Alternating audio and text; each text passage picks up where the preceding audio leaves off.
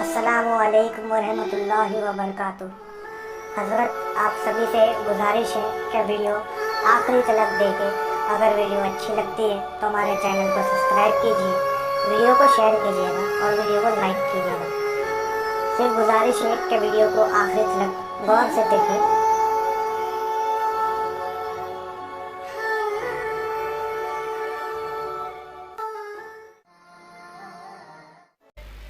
पहले ये समझ लें आप, वलियों की अलग अलग डिग्री है, कैटेगरी है।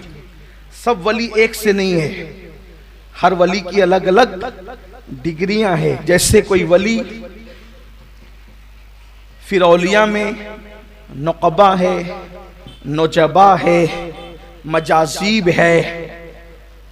इसी तरीके से उनकी अलग अलग मकामात, कलंदर है, अब्दाल है, औताद है, अगवास है। ये सब मरातिब है। कुतुब है, कुतुबुल अक्ताब है, गौस है, गौसुल अगवास है। ये सब मरातिब है। उनमें से औलिया में एक कैटेगरी है, एक मकाम है बदल, जिनकी जमा को अब्दाल कहते हैं। वली हर दौर में सैकड़ों, हजारों, लाखों हो सकते हैं। औलिया लाखों, हजारों, बल्कि औलिया इतनी तादाद में हैं कि जहां 40 मोमिन जमा हो उनमें एक अल्लाह का वली होता है। अब यहां तो कितने 40 हैं, अंदाजा लगाएं। हुजूर की हदीस में आ गए, हमारा ईमान है, हम पहचान नहीं पाते बस इसलिए कि अल्लाह का फरमान है, औलियाई तहत क़बाई, मेरे औलिया मेरी चादरे गैरत के नीचे छुपे हुए हैं। मैं उनको पहचानता हूं, तुम नहीं जानते। भाई पर्दे के पीछे जो लोग हैं तो उस पीछे उस पार वाले उनको क्या जाने। दो ही चीज होगी कि आप खुद पर्दे में आ जाएं तो कौन कौन पर्दे में पता चल जाता है। इसीलिए कहा जाता है वली को वली पहचानता है। हाँ, तो लेकिन आजकल हम भी किसी को भी वली कह देते हैं। इसका मतलब दर पर्दा हम भी बताते हैं कि हम भी कुछ हैं। इतनी जुर्रत ना किया करें, इतनी जुर्रत ना किया करें। किसी को वली कहने से पहले समझें, सोचें। ऐसे कोई वली नहीं होता। हमारे यहाँ तो जिसको जी में आया वली कह दिया। नहीं, जिसको अल्लाह ने विलायत की डिग्री नहीं दी, अगर आप और हम उसको वली कहें, मैदान महशर में मुंह क्या दिखाएंगे। इसलिए एहतियात जरूरी है। हर बंदा अपने किसी भी बुजुर्ग के बारे में जो चाहे कहता है, लेकिन मैं आपसे कहता हूँ मोहतात रहें, एहतियात करें। एक खास बात है, जो वली होता है दुनिया उसको खुद वली कहने लगती है। लेकिन बाज औलिया ऐसे होते हैं, वली को खुद नहीं पता चलता कि मैं वली हूं, और ना दुनिया को पता चलता, वो चला जाता है दुनिया से। बाज वली ऐसे होते हैं, दुनिया को पता होता है कि वली है, वली को पता नहीं होता है कि मैं वली हूं। ये भी अल्लाह की शान है। और बाज वली ऐसे होते हैं कि वली को पता होता है कि मैं वली हूं और लोगों को पता नहीं होता है कि वो वली है। ये सब औलिया अल्लाह के मकामात है। बहरहाल हजारों लाखों औलिया हैं, लेकिन वली की पहचान जो हुजूर ने बयान फरमाई वो ये है कि उसको देखो तो खुदा याद आ जाए। खुदा याद आ जाए का मतलब क्या? यानी कि जब तुम उसकी महफिल में बैठो तो तुम्हारे दिल के अंदर अल्लाह की याद का जज्बा पैदा हो, जिक्र का जज्बा पैदा हो, इबादत का जज्बा पैदा हो, दीन से करीब होने का जज्बा। ये है उसका मतलब। यानी वो जो लाली पाउडर वाला हुस्न है उसकी तरफ इशारा नहीं है। वरना बिलाल फिर क्या औलिया अल्लाह में नहीं है, अहलुल्लाह में नहीं है? तो ये बात बहुत वो है कि ये दिल जिंदा होते। वली किसी महफिल में कदम रख दे तो महफिल का रंग बदल जाए। उसकी रूहानियत, उसे लोग ना भी देखें तो महफिल का रंग बदल जाता है। जैसे कुछ महफिलें ऐसी होती है कि कुछ महफिलों के अंदर होते वही लोग हैं, लेकिन ऐसा लगता है यार आज कुछ अलग कैफ था, तो कोई अलग आ गया था इसलिए वो अलग कैफ था। ये चीजें होती है।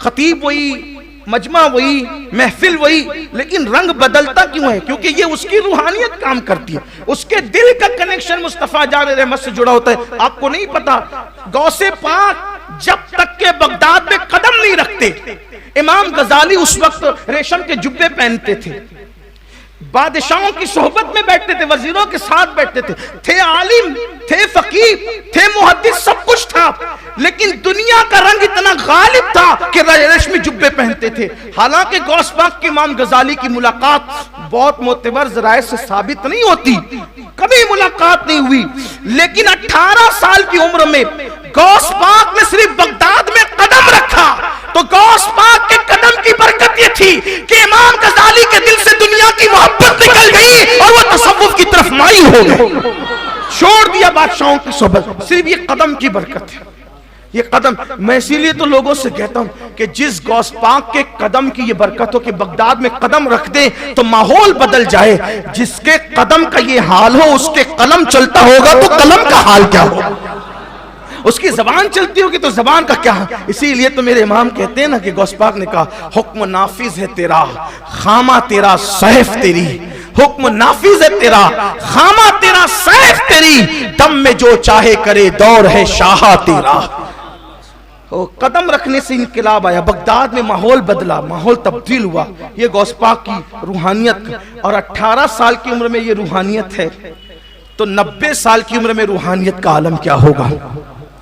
तो औलिया लाखों हजारों में होते हैं, लेकिन हजारों लाखों में अब्दाल जो होते हैं, अब्दाल वो सिर्फ 40 होते हैं, यानी अब्दाल ज्यादा। इसका मतलब क्वालिटी पर नजर है आपकी कि किस शान के लोग हैं वो जिन्हें अब्दाल कहते हैं। और कौन है वो? सरकार अलैहिस्सलाम फरमाते उन्हीं की वजह से बारिश बरसती है। हदीस पाक है, इजाबतुल गौस जल्लामा शामी की का मुख्तसर सा रिसाला, उसके अंदर ये रिवायत मौजूद है। उनकी वजह से बारिश बरसती, उनकी वजह से मुसीबतें दूर होती है, उनकी वजह से तकलीफें दूर होती है, उनकी वजह से जमीन से अनाज उगता है। अब समझ में आया अब्दाल कौन है, अब्दाल की शान क्या है। अब सुनो हजरत महबूब इलाही हमारे मुर्शिद क्या फरमाते हैं। फरमाते हैं कि गौस पाक का एक मुरीद गौस पाक की खानका में दाखिल हुआ तो क्या देखा कि दरवाजे पर एक आदमी गिरा पड़ा हुआ है, जमीन पे खाक में पड़ा हुआ है, उसके हाथ पैर काम नहीं करते, वो रोता है, कहता है कि माफ कर दो, माफ कर दो, माफ कर दो। कौन कह रहा है? महबूब इलाही बयान कर रहे। उनके अल्फाज, उनकी फरामीन को मैं अपने अल्फाज के जामे में पेश कर रहा हूं। गौस पाक का मुरीद खानका में आ रहा है, एक बंदा हाथ पैर से माजूर मफलूज पड़ा है और कहता है मुझे माफ कर दो, माफ कर दो। और मुरीद जैसे दाखिल हो तो कहा जरा सिफारिश कर दो कि माफी मिल जाए। मुरीद आया, कहा सरकार कितनी आहोजारी कर रहा है वो बंदा, उसे माफ कर दीजिए। सरकार गौस पाक फरमाते हैं तुझे पता है वो कौन है? कौन है तुझे पता है? नहीं हुजूर मुझे कुछ भी नहीं पता, बस इतना है कि उसने मुझसे कहा कि भाई माफ कर, माफी ला दो, तो मैं माफ सिफारिशी बनकर आ गया माफी मांगने के लिए। फरमाया बेटे वो अब्दाल है, अब्दाल। अब्दाल में से है वो कौन? चौखट पे पड़ा हुआ, चौखट पे वो जो बंदा पड़ा है वो अब्दालों में से, मामूली आदमी नहीं है। अहदीस जिनकी फजीलत बयान कर रही है, फरमाते मेरे मुर्शिद गौस पाक वो अब्दालों में से। कहा हुजूर इसका ये हाल कैसे हो गया? फरमाया ये और इसके साथ 2 लोग और थे, वो भी दोनों अब्दाल थे। ये तीनों बगदाद से उड़ते हुए जा रहे थे, अल्लाह ने इनको उड़ने की ताकत दी, कुव्वत दी, सलाहियत दी।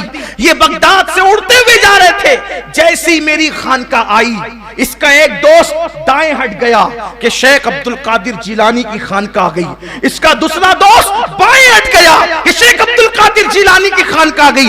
लेकिन ये नहीं हटा कि वो भी वली मैं भी वली, तो मैं उनकी छत पर से जाऊंगा। जैसे ही मेरी खानका की छत पे आया, कुदरत ने इसको उठा करके यहां मेरी चौखट पे गिरा दिया कि अब्दुल कादिर की छत का जो एहतराम न करे उसका अंजाम यही होता है। मुझे बताओ अगर अब्दाल उनकी छत पे से जाए तो गिरा करके दरवाजे पे डाल दिया जाता है। जब उनकी छत की ताजीम का ये आलम है तो उनकी जाते वाला सिफात की ताजीम का आलम क्या होगा। फिर गौस पाक फरमाते क्योंकि करीमुल अबवैन थे, करीम इब्ने करीम, सखी इब्ने सखी, दाता इब्ने दाता, आका इब्ने आका। सरकार गौस पाक फरमाते हैं तूने कहा जा मैंने उसको माफ कर दिया, जा मैंने उसको माफ कर दिया। एक कहना था माफ कर दिया, वो फिर उड़ता हुआ चला गया। ये है गौस पाक। आम वली जब क़यामत में काम आते हैं, गौस पाक क्यों काम ना आए दुनिया में क्यों? इसीलिए गौस पाक फरमाते हैं मेरे मुरीद घबरा मत, मेरे मुरीद घबरा मत। अगर तुझे ठोकर लगे और तू गिरने लगे तो मैं तेरा हाथ थाम कर तुझे गिरने से बचा लिया करता हूं। गिरने नहीं देता तुझे, तेरी सतर पोशी करता हूं। अगर कोई तेरा सतर खोल दे तो तेरा सतर पोशी करता हूं।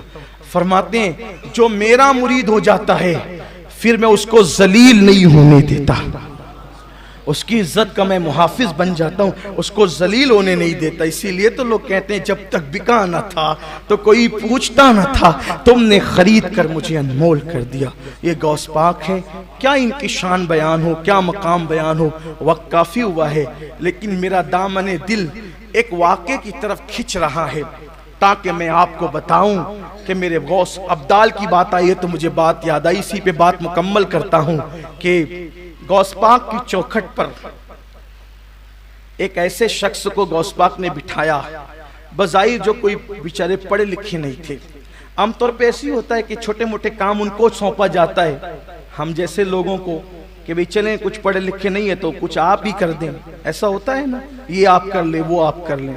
तो गौस पाक की चौखट पर एक ऐसा शख्स जो बहुत ज्यादा पढ़ा लिखा नहीं, सीधी सादी भोली भाली तबीयत का आदमी था। गौस पाक ने कहा बेटे मेरी खानका में जो लोग आते हैं तुमने उनको लोटे में भर करके पानी देना है, बस लोटे में भर के पानी दिया करो, लोग वुजू कर लिया करें, जरूरत पूरी कर लिया करें, इतना काम तुमने करना है। इस तरह करते करते गौस पाक की चौखट पे बैठे हुए उस शख्स को 40 साल बीते। कितने साल बीते?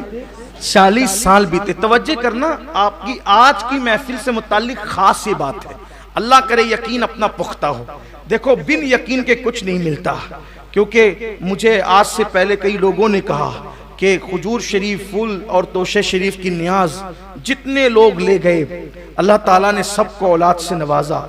अब तो लोग बाहर से भी जो है वो कि हमारे लिए हमने यही कहा भाई देखो कोई नई चीज नहीं है, यही है सब, बस यकीन से खाने की जरूरत है, यकीन चाहिए। मैं तो ये कहता हूं यकीन हो तो खाने की भी जरूरत नहीं है, यकीन हो खाने, नाम काफी है, नाम काफी है। वल्लाह यकीन हो तो फिर नाम की भी जरूरत नहीं है, सिर्फ ख्याल काफी है। ये शान, उनकी शान की बात, उनको लोग जानते क्या है। गौस पाक खुद कहते हैं मुझे कोई नहीं जानता, और फरमाया कि मुझे किसी के बराबर मत समझा करो, किसी को मेरे बराबर मत समझा करो, क्योंकि अल्लाह ने फरमाया आलमो माला तालमून, मैं जानता हूं तुम नहीं जानते। तो फरमाया वो अब्दुल कादिर तो है जिसको अल्लाह जानता है, तुम नहीं जानते।